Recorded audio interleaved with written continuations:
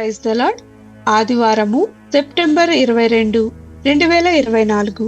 ఈ రోజు దేవుని వాక్యము, పవిత్రమైన ముద్దు పెట్టుకొని ఒకనికొకడు వందనములు చేయుడి, క్రీస్తు సంఘములన్నీయు మీకు వందనములు చెప్పుచున్నవి. రోమీలకు 16వ అధ్యాయము 16వ వచనం. మనుష్యుల అవసరత ఉన్న వ్యక్తులు. క్రీడా రచయితగా తన వృత్తిలో మంచి పేరు ప్రఖ్యాతలు పొందిన డేవ్ కిండ్రెడ్ వందలాది ప్రధాన క్రీడా ఈవెంట్లకు, ఛాంపియన్షిప్లకు కథనాలు రాయడమే కాక మహ్మద్ అలీ జీవిత చరిత్రను కూడా రాశాడు. పదవీ విరమణలో విసుగు చెంది అతను స్థానిక పాఠశాలలో బాలికల బాస్కెట్బాల్ ఆటలకు హాజరు కావడం ప్రారంభించాడు.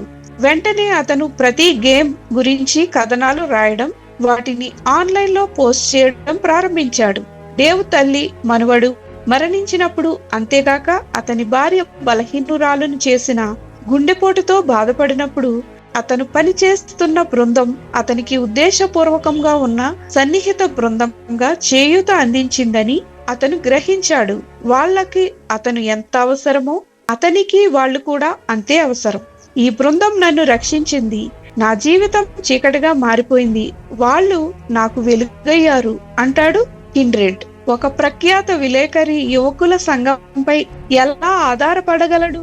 అదేవిధంగా ఒక ప్రఖ్యాత అపోస్తులుడు తన మిషనరీల ప్రయాణాలలో వారి సహవాసం వైపు మొగ్గు చూపాడు. పౌలు తన లేఖను ముగించినప్పుడు పలకరించిన వ్యక్తులందరినీ మీరు గమనించారా? నాకు బంధువులను, నా తోడి ఖైదీలునైనా, నాకంటే ముందుగా క్రీస్తునందున్నవారు ఖైదీలునైనా ఆంద్రోనీయకును యూనియాకును వందనములు. వీరు అపోస్తులలో ప్రసిద్ధికెక్కిన వారై నాకంటే ముందుగా క్రీస్తునందున్నవారు. ప్రభువునందు నాకు ప్రియుడగు అంప్లియాతుకును వందనములు. అతను మొత్తం 25 కంటే ఎక్కువ మంది వ్యక్తులను పేర్కొన్నాడు. వీరిలో ఎక్కువ మంది మళ్లీ గ్రంథంలో ప్రస్తావించబడలేదు, కానీ పౌలుకు వారు అవసరం. మీ సంఘంలో ఎవరున్నారు? మీరు పరిచర్య ప్రారంభించడానికి ఉత్తమమైన ప్రదేశం మీ స్థానిక సంఘమే. అక్కడ ఎవరికైనా జీవితం అంధకారంగా మారిందా? దేవుని నడిపింపు ప్రకారం మీరు వారికి యేసు వైపు సూచించే వెలుగుగా ఉండవచ్చు. ఎప్పుడో ఒకప్పుడు వాళ్ళు తిరిగి మేలు చేయవచ్చు. మీరు విశ్వసించగల మీకు తెలిసిన వ్యక్తులు ఎవరు? ఆలోచన చేయండి. ప్రార్థన.